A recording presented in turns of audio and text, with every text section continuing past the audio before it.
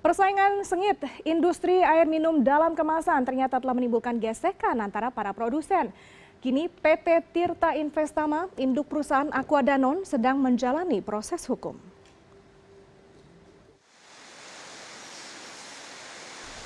PT Tirta Investama kini sedang ditelisik oleh Komisi Pengawas Persaingan Usaha atas laporan adanya praktik monopoli yang dilakukan oleh perusahaan tersebut.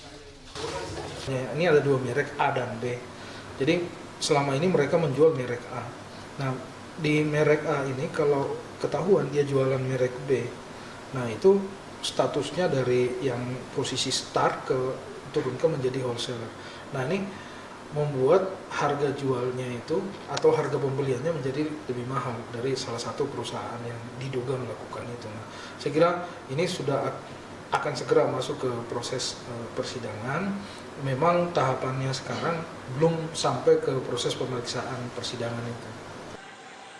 Dalam Undang-Undang Nomor 5 Tahun 1999 ada beberapa poin yang diatur sebagai UU anti monopoli, antara lain praktik oligopoli, penetapan harga, pembagian wilayah, pemboikotan, kartel, termasuk dalam kategori monopoli yang melanggar kesehatan persaingan usaha.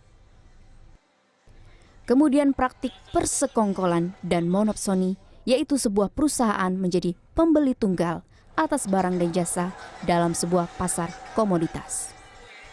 Selain itu, penguasaan pangsa pasar juga menjadi indikator sebuah monopoli. Jika sebuah perusahaan menguasai lebih dari 50% pangsa pasar, maka perusahaan tersebut bisa diduga melakukan praktik monopoli. Pihak manajemen Aqua mengaku tudingan yang dilontarkan kepada perusahaan mereka saat ini masih diproses dan belum mempunyai landasan hukum yang pasti. Aqua handle or respond to issues of monopoly in Indonesia? Well, we've been the pioneering brand in this country since '73, but obviously the world has changed and nowadays many competitors enter this market, which is changing the game, and it means we all have to work harder to get the loyalty from the consumers towards the products and our brands. But I believe competition is very healthy. It's good for consumers because consumers need choice. And also competition makes that the companies work harder. So that means the consumers have more choice, but also better quality products. So I think it's a very healthy trend. We'll just need to work harder to make sure that consumers want to choose Aqua as their first choice. Pengawasan dari KPPU diperlukan untuk menjaga kesehatan persaingan usaha berdasarkan undang-undang yang berlaku. Joy Citradewi, Jakarta. Untuk berbincang lebih lanjut soal tuntutan yang menjerat produsen air mineral kemasan terbesar di Indonesia, Aqua Danone, kita telah terhubung dengan kuasa hukum PT Tirta Investama, Rikrik Rizkiana. Selamat sore Pak Rikrik. Selamat sore Mbak Olivia. Terima kasih Pak Rikrik sudah meluangkan waktu untuk berbincang dengan kami. Ini KPU sedang dalam proses persidangan dengan tuntutan monopoli terhadap Aqua Danone. Pihak manajemen menyatakan bahwa tuntutan ini sebenarnya tidak berlandaskan hukum yang jelas. Nah, komentar Anda sendiri terhadap hal ini? Oke, jadi siang tadi kami hadir di KPPU ya untuk satu forum pemeriksaan pendahuluan. Dalam forum itu kami menyampaikan bahwa memang pekan lalu sudah ada persidangan ya untuk penyampaian dari tuduhan pihak KPPU ya, dari pihak investigator di KPPU. Namun demikian ternyata kami menemukan ya bahwa antara yang dipresentasikan oleh pihak investigator ya dalam pembacaan laporan dugaan pelanggaran itu tidak sesuai dengan isi dari laporan dugaan pelanggaran itu sendiri. Jadi yang ditayangkan dalam presentasi di persidangan di muka umum itu ternyata tidak ada di dalam laporan di dalam naskah laporan dugaan pelanggarannya. Jadi di dalam naskah pelanggaran itu apa? Pelanggaran itu apa isinya, Pak? Kenapa? Jadi sebenarnya isi dari pelaporan itu apa? Dan siapa yang sebenarnya melaporkan itu ke KPPU? Dalam konteks ini KPPU mengaku sebagai kasus inisiatif ya, Namun terlihat dalam laporan dugaannya tersebut mereka banyak mengquote terkait dengan masalah Le Minerale, ya. Nah, jadi kami melihat bahwa yang jadi fokus sepertinya Le Minerale. Namun yang perlu saya highlight untuk kesempatan ini ya tadi gitu loh. Jadi apa yang kemudian mereka sampaikan di persidangan, ya, itu ternyata tidak ada di dalam naskah laporan dugaan pelanggarannya yang diserahkan ke kami, gitu loh.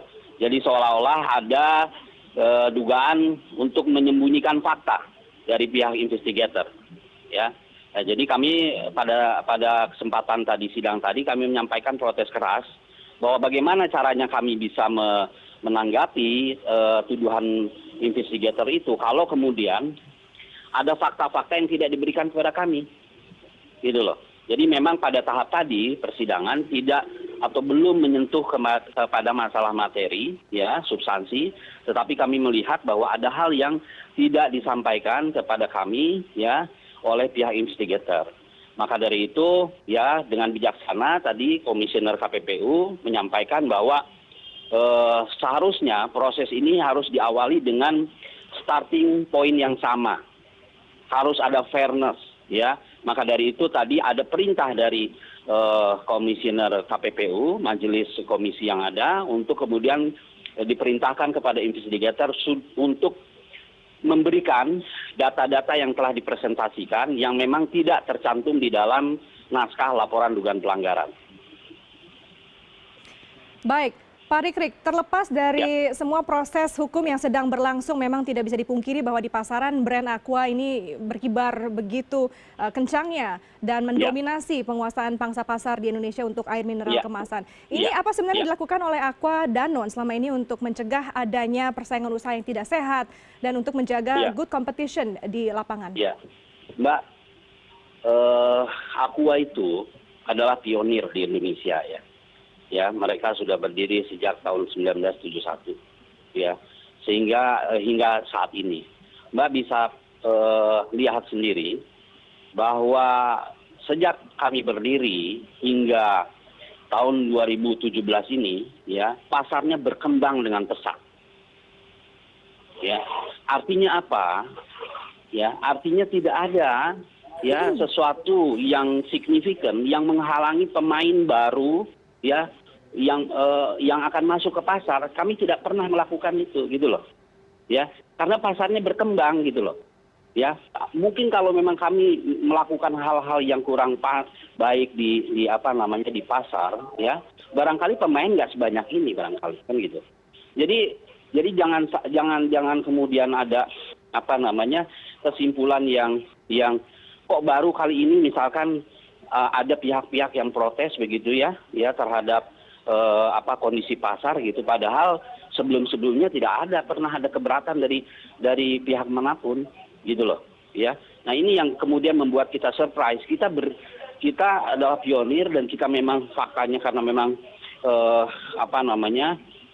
kami bangun brand ini dengan baik, ya, dengan menjaga citra, gitu, ya. Terus kemudian bisa dengan efisiensi pula, maka kemudian kami memiliki posisi dominan, ya, di pasar.